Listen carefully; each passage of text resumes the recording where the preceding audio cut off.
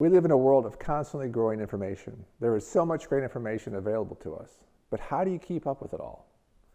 Don't you hate it when you find something really great, then later when you want to share it, you can't find it anymore?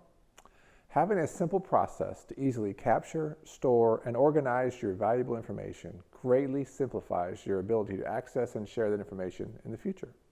I'm Kevin Miller, and in this super practical course, I'll show you how to set up your own Evernote account and begin capturing, saving, and organizing your important information.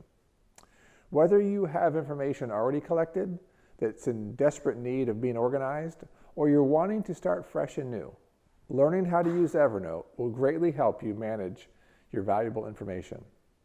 Additionally, we'll discuss how you can use Evernote as your primary note-taking app, how you can share notes with others, and experience the confidence that you know where all of your information is and how you can easily access it when you want it.